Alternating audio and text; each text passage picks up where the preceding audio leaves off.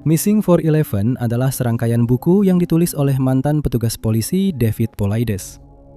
Setelah menerbitkan buku tentang Bigfoot, Paulides mengalihkan perhatiannya pada kasus hilangnya orang secara aneh dan tak dapat dijelaskan yang terjadi di alam liar.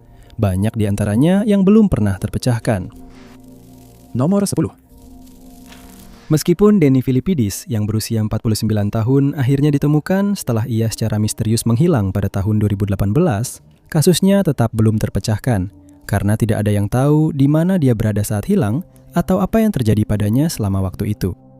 Setiap tahun, Danny dan beberapa temannya yang semuanya bekerja untuk Dinas Pemadam Kebakaran Toronto akan pergi berlibur ski ke Lake Placid di New York. Tahun 2018 pun tidak terkecuali. Tahun itu rombongan menikmati waktu mereka di lereng dan tak terasa perjalanan pun mulai mendekati akhir. Pada malam terakhir perjalanan, tanggal 7 Februari, mereka memutuskan untuk bersantai di sebuah pondok di Gunung Whiteface. Dan Danny ingin mengambil beberapa foto untuk mengabadikan momen itu. Tetapi dia menyadari bahwa dia telah meninggalkan ponselnya di mobil dan memutuskan untuk meluncur turun dengan ski ke mobilnya untuk mengambilnya. Dia memberitahu rombongan bahwa dia akan segera kembali dan dia terlihat mengenakan perlengkapan ski sebelum berangkat. Mobilnya diparkir di kaki gunung, tetapi seharusnya Danny tidak membutuhkan waktu lebih dari 10 menit untuk mengambil ponselnya dan kembali ke pondok. Oleh karena itu, ketika rombongan menyadari bahwa dia masih belum kembali beberapa waktu kemudian, mereka mulai khawatir. Pertama, area di sekitar mobilnya diperiksa, tetapi tidak ada tanda-tanda keberadaannya. Polisi diberitahu dan kasus orang hilang pun dibuka. Lebih dari 100 relawan mencari di gunung untuk menemukan tanda-tanda keberadaan Danny, tetapi tidak berhasil. Mereka dibantu oleh anggota kepolisian negara bagian New York, keamanan dalam negeri, dan patroli perbatasan, bersama dengan helikopter, drone, dan anjing pelacak, tetapi tidak ada tanda-tanda dirinya ditemukan. Beberapa relawan memberikan makanan dan selimut kepada para pencari, dan keluarga Danny melakukan segala yang mereka bisa untuk membantu pencarian. Ini adalah pertama kalinya seorang pemain ski hilang di Gunung Whiteface dan tidak ditemukan. Namun setelah 6 hari pencarian, harapan mulai menipis, dan seolah-olah Danny benar-benar lenyap begitu saja. Namun kemudian, di luar dugaan, telepon istri Danny berdering, dan ketika dia mengangkatnya, dia terkejut mendengar suara Danny di ujung telepon. Dia mengatakan bahwa dia berada di Bandara Sacramento dan polisi segera bergegas ke sana untuk menjemputnya. Dia masih mengenakan perlengkapan skinya, tetapi dia sudah memotong rambut, membeli iPhone baru, dan memiliki kartu kredit serta uang tunai $1.000 di tangannya. Dia mengatakan kepada polisi bahwa dia yakin kepalanya terbentur saat turun dari gunung dan kemungkinan besar dia menjadi bingung. Dia menyarankan bahwa kemungkinan besar dia kemudian menghentikan seorang sopir truk yang lewat yang membawanya sampai ke Sacramento. Selama waktu itu, dia menderita sakit kepala yang tak tertahankan, dan dia menghabiskan sebagian besar dari 6 hari itu dengan tidur. Hingga hari ini, dia tidak tahu di mana dia berada selama 6 hari itu, sehingga beberapa orang percaya bahwa dia mengarang seluruh cerita tersebut. Namun, teori ini sebagian besar telah dibantah.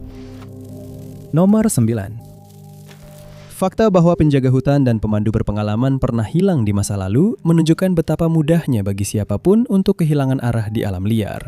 Dan Morgan Eliasheimer yang berusia 22 tahun adalah salah satu contoh kasus seperti itu. Pada tahun 2015, Morgan tinggal di Cody, Wyoming, di mana dia sedang belajar bahasa Inggris di Universitas Wyoming. Keluarganya kemudian melaporkan bahwa dia adalah seorang petualang alam yang sangat berpengalaman yang bekerja sebagai pemandu sungai, dan dia adalah perenang yang sangat kuat. Sejak kecil, dia sudah sering menghabiskan waktu di alam bebas, sehingga pekerjaan paruh waktunya di Tour West, sebuah perusahaan arung jeram komersial, terasa sangat alami baginya. Pada tanggal 2 Juni, dia sedang dalam perjalanan 8 hari bersama sekelompok turis menyusuri sungai Colorado. Dan hari itu adalah hari ke-7. Dia dan rombongannya telah menikmati 6 hari di sungai, dan akhirnya mereka sampai di Pumpkin Springs, sebuah formasi batuan oran yang menonjol dari salah satu dinding di Grand Canyon. Tempat itu dinamai demikian karena bentuknya seperti labu dengan garis-garis vertikal di sepanjang sisinya. Dia dan rekan-rekan pemandunya pasti akan memperingatkan masyarakat untuk tidak berenang atau meminum air dari mata air itu, karena mengandung timbal, seng, tembaga, dan arsenik. Sore itu, sekitar pukul 4, rombongan memutuskan untuk melanjutkan perjalanan, dan mereka bersiap-siap untuk menurunkan perahu mereka ke anak sungai di sebelah Pumpkin Springs. Pemandu utama mengingat bahwa dia sempat berbicara dengan Morgan tepat sebelum mereka seharusnya berangkat, karena Morgan sempat menyebutkan sesuatu tentang ingin libur sebentar nanti hari itu. Namun sebelum mereka bisa menyelesaikan percakapan itu, mereka diganggu oleh salah satu turis, dan dia pun meninggalkan Morgan untuk berbicara dengan turis tersebut. Setelah dia selesai berbicara dengan turis itu, dia berbalik untuk berbicara dengan Morgan, tetapi Morgan sudah tidak ada di sana lagi. Dia mengira Morgan hanya memutuskan untuk istirahat atau mungkin sudah mulai kembali, karena sebelumnya dia memang sudah meminta izin untuk libur di sore hari. Sepanjang sisa hari itu, rombongan berenang di sungai, makan malam bersama, dan terus bersenang-senang. Tetapi Morgan tidak pernah datang untuk makan malam. Pada pukul 7.26 mulai jelas bahwa ada sesuatu yang salah, dan bukan pemandu utama, melainkan salah satu turis yang melaporkan Morgan hilang. Area sungai antara penanda 211 dan 215 telah diperiksa secara menyeluruh oleh penjaga taman dan tim penyelamat, tetapi mereka tidak berhasil menemukan jejak Morgan. Area pencarian kemudian diperluas hingga Diamond Creek 12 mil dari mata air, namun Morgan tetap belum ditemukan. 6 hari kemudian, pencarian dihentikan tanpa petunjuk apapun. Beberapa teori telah dikemukakan selama tahun-tahun yang berlalu, karena beberapa orang percaya Morgan terjatuh dan tidak mampu keluar dari sungai. Ketika terakhir kali terlihat, dia mengenakan alat pelampung berwarna gelap, kemeja lengan panjang biru, sandal jepit Chicago, topi bisbol marun, dan celana pendek berwarna cerah, serta membawa botol air ungu yang hingga kini belum pernah ditemukan. Siapapun yang memiliki informasi yang dapat membantu menyelesaikan kasus Morgan diminta untuk menghubungi National Park Service di 92863 87805 dan nomor kasusnya adalah MP29029. Nomor 8. Kasus hilangnya pendeta Morris Dennis yang berusia 84 tahun yang dikenal oleh teman dan keluarganya sebagai Doc telah membuat frustrasi para penyelidik selama beberapa dekade karena mereka belum mampu mengetahui apa yang terjadi padanya. Doc lahir di Blue Rapids, Kansas pada tahun 1896 dan meraih gelar sarjana dalam bidang filsafat dan teologi dari Seminari Teologi Presbyterian di Omaha, Nebraska. Setelah itu, ia meraih gelar master di Universitas Denver, kemudian menjadi editor majalah hingga tahun 1981.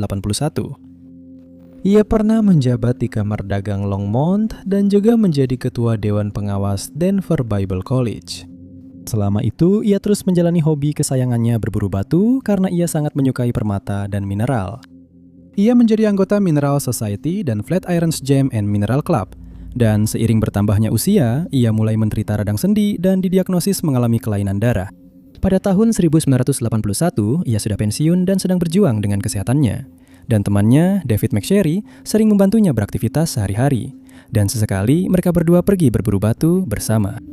Inilah yang mereka putuskan untuk dilakukan pada tanggal 20 April tahun itu. Mereka pergi ke hutan National Pike di Colorado, tepatnya di dekat Topaz Point di Devil's Head, di mana mereka berharap bisa menemukan beberapa batu yang bagus. Karena Doc kesulitan berjalan, David membantunya sampai ke tempat penggaliannya, yaitu sebuah lubang berpasir di dekat jalan Rampart Ridge. Dan setelah memastikan bahwa Doc merasa nyaman dan memiliki semua yang dia butuhkan, David pergi ke tempat penggaliannya sendiri yang berjarak sekitar 150 kaki. Dia kemudian mulai menggali batu, berharap menemukan beberapa yang mengandung mineral dan mungkin beberapa kristal. Dan selama 2 jam berikutnya, dia mengira Doc juga melakukan hal yang sama. Sekitar pukul 3 sore, David memutuskan sudah waktunya untuk kembali, dan dia berjalan menuju area Doc. Dia memberitahu Doc untuk mulai mengumpulkan peralatannya dan batu-batu yang telah dia temukan. Lalu dia kembali ke areanya sendiri untuk mengambil peralatannya. Namun yang mengejutkannya, ketika dia kembali, Doc tidak terlihat dimanapun. Hanya 15 menit berlalu sejak terakhir kali dia melihatnya, namun tidak ada tanda-tanda keberadaannya. Yang aneh, karena Doc tidak mungkin meninggalkan area itu tanpa bantuan. Peralatannya hilang, begitu juga dengan batu-batu yang telah dia kumpulkan. Pencarian telah dilakukan selama bertahun-tahun, tetapi tidak pernah ditemukan jejak Doc. Doc terakhir kali terlihat mengenakan overall biru, kemeja flanel marun, sepatu bot coklat setinggi mata kaki, dan topi baseball putih.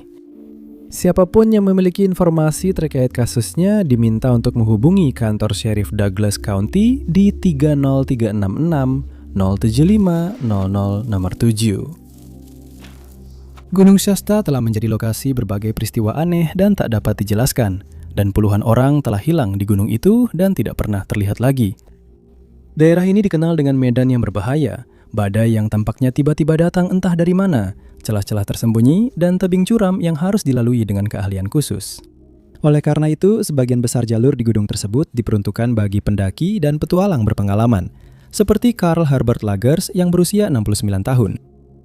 Carl berasal dari Orinda, San Francisco, dan pada tahun 1999, ia memutuskan untuk mencapai puncak tertinggi di setiap county di California, termasuk Gunung Shasta. Bersama dua temannya, Milton Gaines dan Barry Gilmore, yang masing-masing berusia 64 dan 60 tahun. Kelompok tersebut yang semuanya merupakan anggota Orinda Roadrunners Club berangkat menuju gunung pada tanggal 21 Mei tahun itu.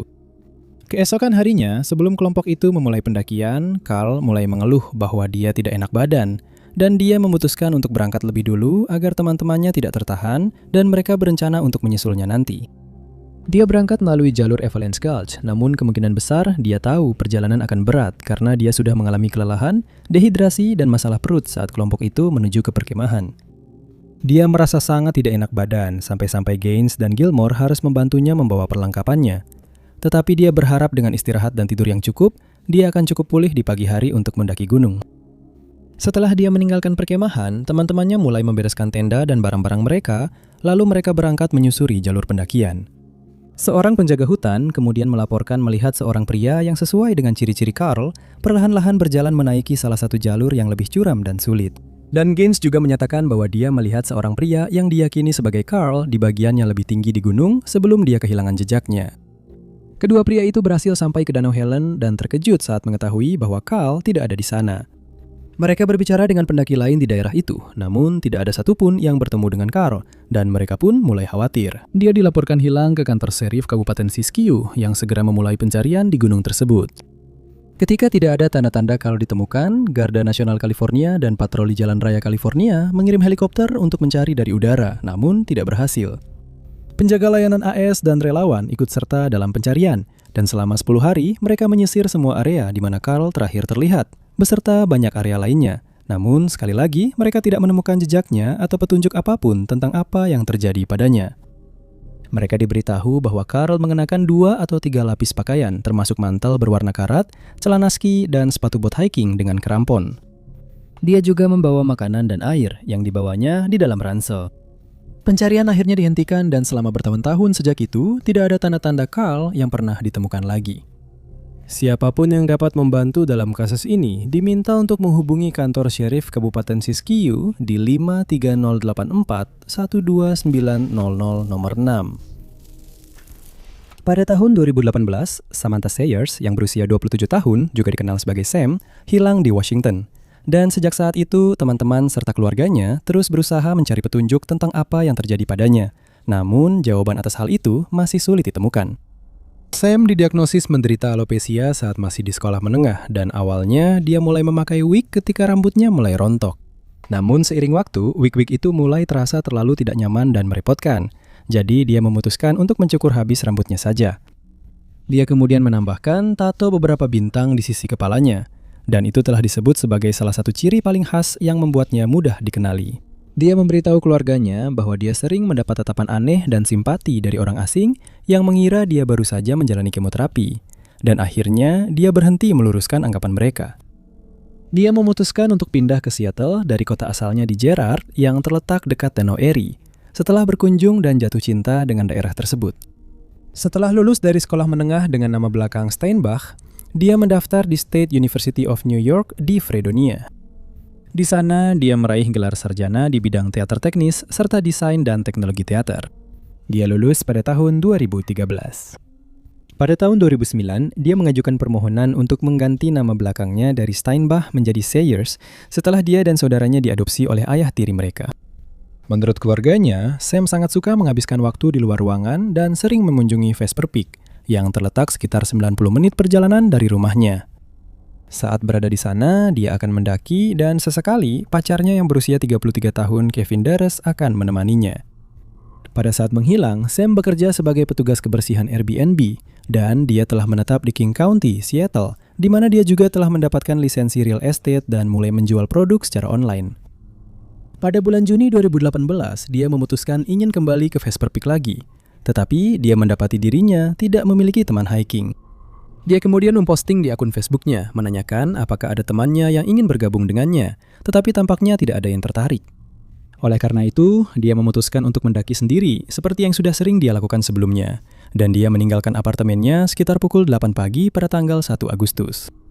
Dia dan Kevin yang bekerja hari itu saling bertukar beberapa pesan singkat lagi, di mana Kevin memintanya untuk berhati-hati dan memberitahu jika dia membutuhkan sesuatu. Diketahui bahwa dia tiba di Sunrise Mine Trailhead sekitar pukul 10.15 karena dia menandatangani buku tamu pada waktu itu. Lalu dia memarkir mobilnya, mengambil ranselnya, dan mulai masuk ke alam bebas. Kemudian dicatat bahwa daerah tersebut berkabut karena kebakaran hutan yang terjadi, dan hari itu cuacanya panas. Pada satu titik, para pendaki melihat Sam saat dia sedang mendaki, di mana dia melepas bajunya untuk mengurangi rasa panas. Daerah itu penuh dengan pengunjung karena suhu musim panas, dan beberapa orang mengingat pernah melihatnya mendaki Vesper Peak. Dia terlihat sedang makan sandwich di puncak sekitar pukul 14.30 dan berbicara dengan beberapa pendaki lain yang juga sampai di puncak. Ketika dia tidak tiba di rumah pada pukul 18.00 seperti yang diharapkan dan tidak bisa dihubungi melalui teleponnya, Kevin pergi ke jalur pendakian untuk mencarinya. Ketika dia sampai di tempat parkir, dia merasa kecewa melihat mobil Sam masih ada di sana. Dia memulai pencarian di jalur pendakian dalam kegelapan total hanya dengan bantuan senter. Tetapi pada suatu titik, dia tersandung dan jatuh, lalu senternya rusak. Dia tidak punya pilihan selain kembali dengan bantuan cahaya dari ponselnya dan dia menghubungi polisi. Jalur-jalur tersebut disisir oleh tim pencari profesional dan relawan dari beberapa daerah. Dan baru setelah 3 hari, mereka menerima sinyal dari ponsel Sam di dekat puncak. Tetapi tidak ada apapun yang pernah ditemukan. Sam masih dinyatakan hilang dan dia digambarkan memiliki kepala botak dengan mata hijau.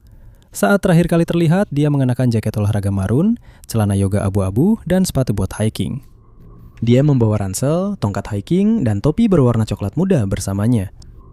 Siapapun yang memiliki informasi lebih lanjut tentang kasusnya diminta untuk menghubungi kantor Sheriff Snohomish County di 425-388-3839. Namanya adalah MP517, MP51798. Nomor 5. Kasus hilangnya Jessica Staggs yang berusia 28 tahun jauh dari memuaskan.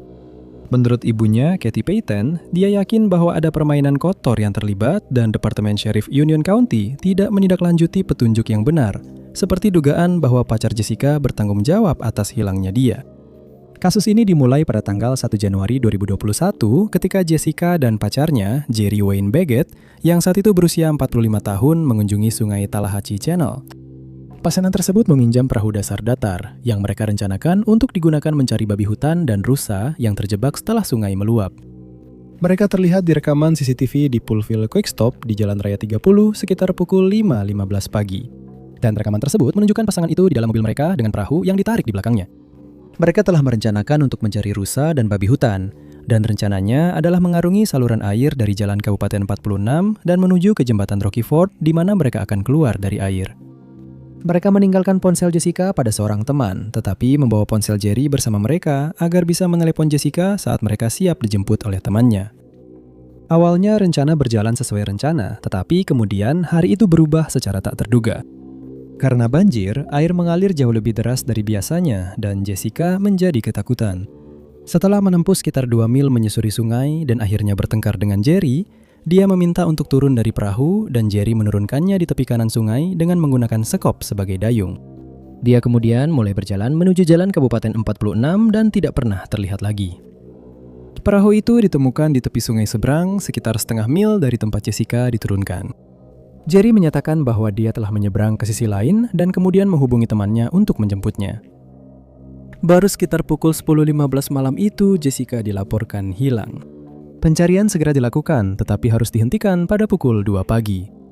Pencarian dilanjutkan keesokan harinya, tetapi seluruh area sudah tergenang banjir lagi.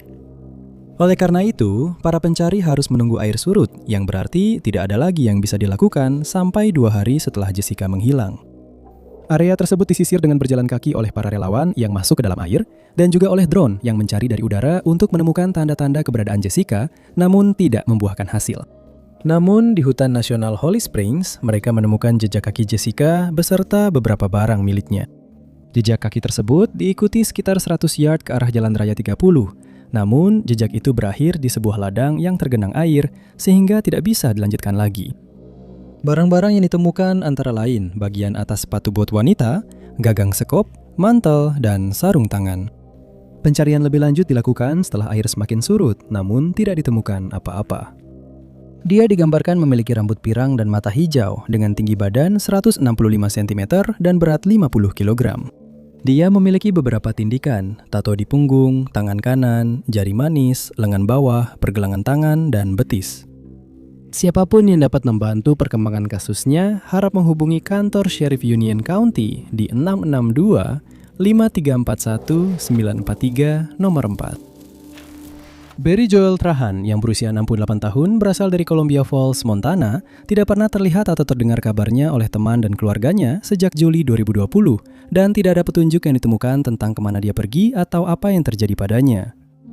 Sedikit sekali detail yang tersedia dalam kasusnya, namun para penyelidik telah menegaskan kembali bahwa penyelidikan mereka atas hilangnya dirinya masih terbuka dan mereka akan menindaklanjuti setiap petunjuk baru yang diterima.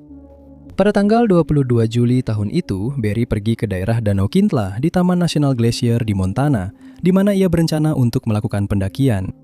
Ketika ia tidak kembali ke rumah seperti yang diharapkan, polisi diberitahu bahwa ia telah hilang, dan upaya pencarian pun dilakukan. Mobilnya terakhir kali terlihat pada hari yang sama di danau, masih terparkir di tempat ia meninggalkannya sebelum memulai pendakiannya.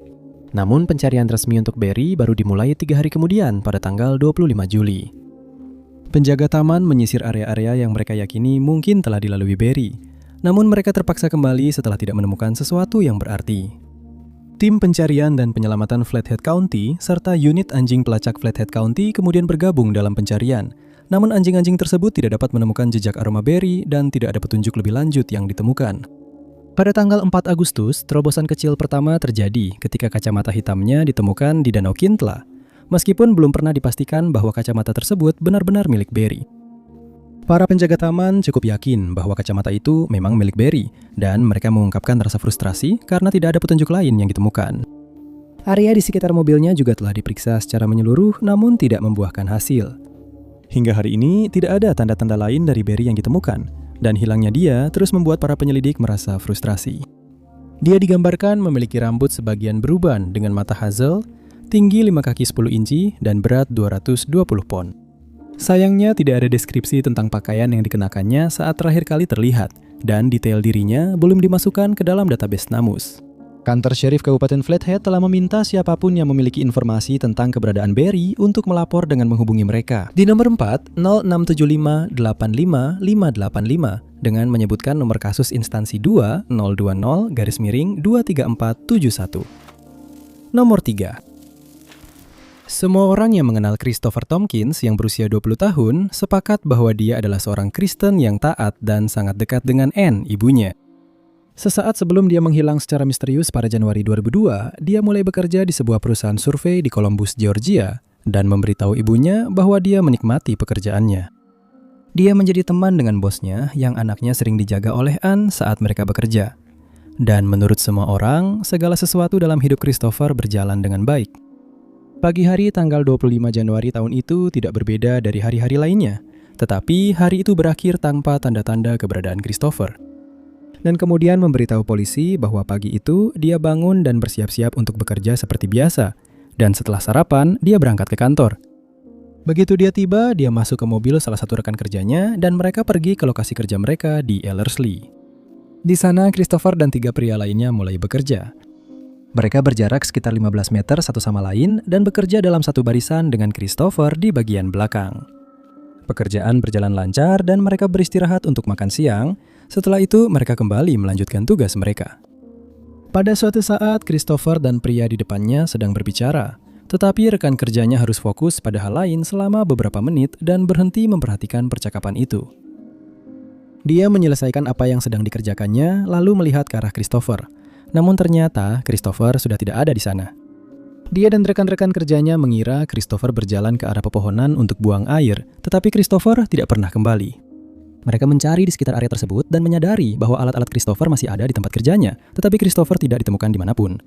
Untuk ditemukan, polisi diberitahu dan selama pencarian awal yang dilakukan oleh keluarganya, salah satu sepatu bot Christopher ditemukan tergantung di pagar terdekat. Di tanah, mereka menemukan beberapa koin dan sepotong kain robek yang kemungkinan berasal dari celana kerja atau kemeja yang dikenakan Christopher hari itu. Anehnya, barang-barang ini tidak terlihat ketika para pekerja pertama kali mencari Christopher.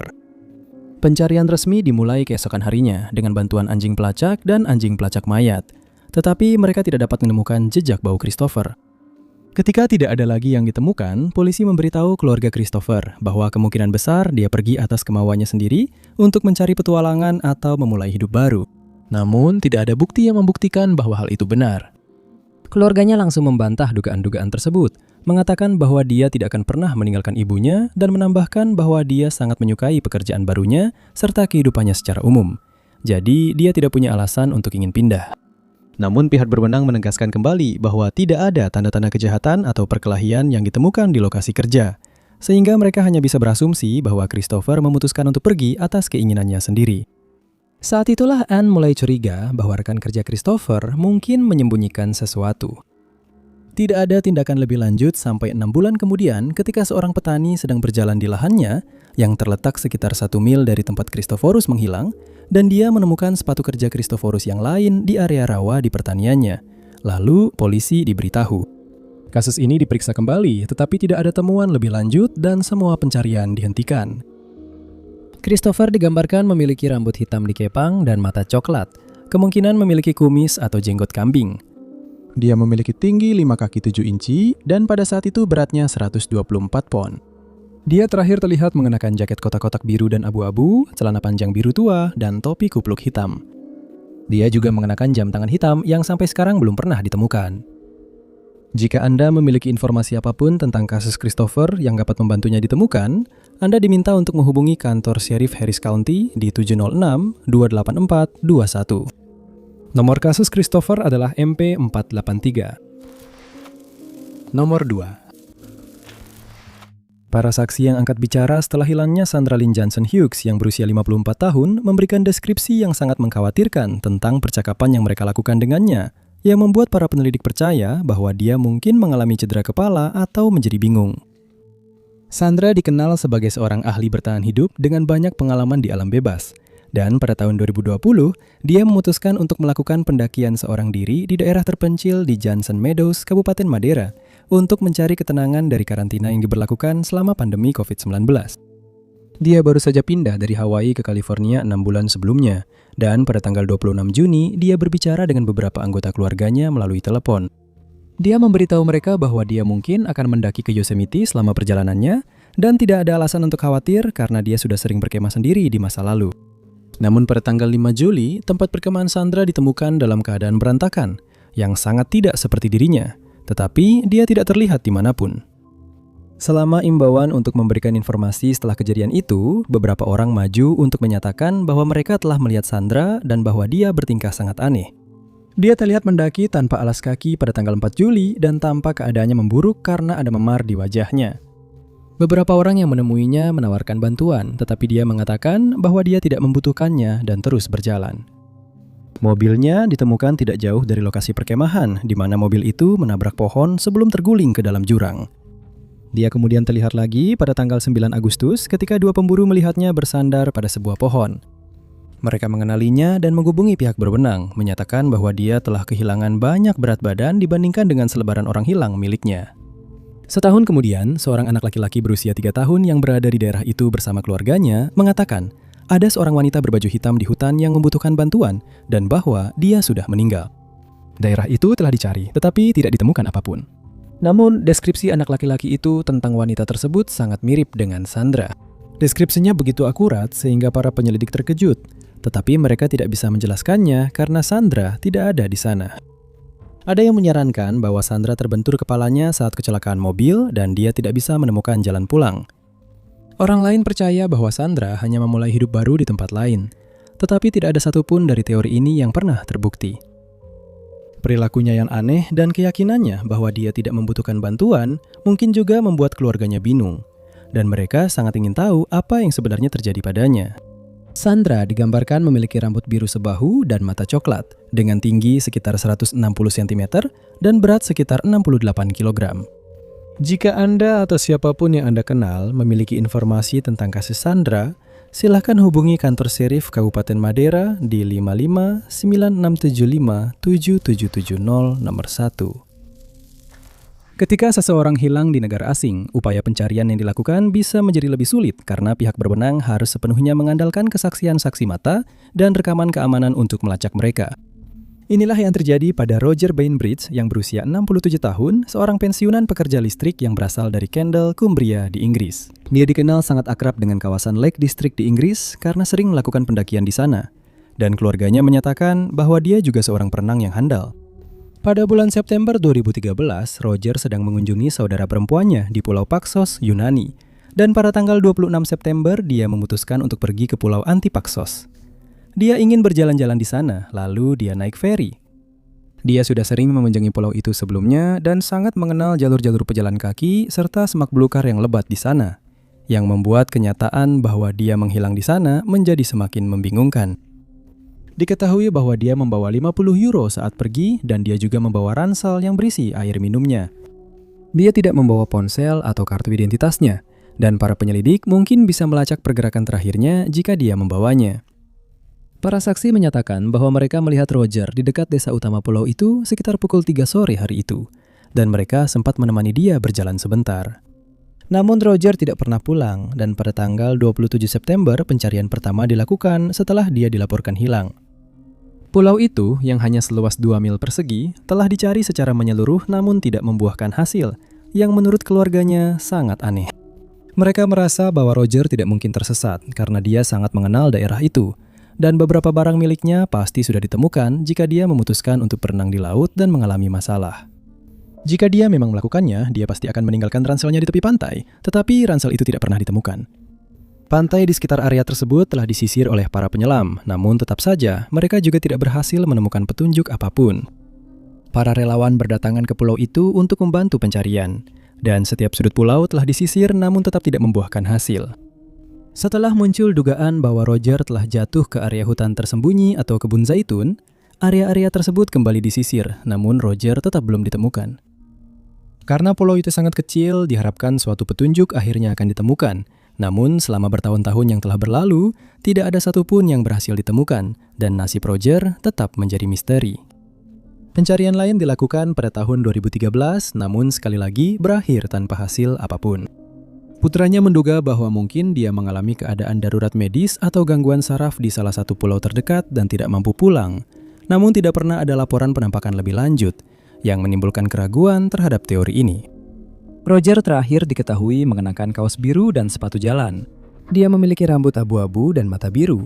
Dan siapapun yang memiliki informasi tentang keberadaannya harus menghubungi Q Center for Missing Persons di 910-343-1131. Terima kasih banyak sudah menonton. Jika Anda menyukai video ini, jangan lupa tekan tombol suka. Juga, jangan lupa untuk berlangganan dan klik lonceng notifikasi agar tetap update dengan semua unggahan kami di masa mendatang. Tapi nama saya Top 5 Unknowns dan saya akan bertemu kalian di video berikutnya.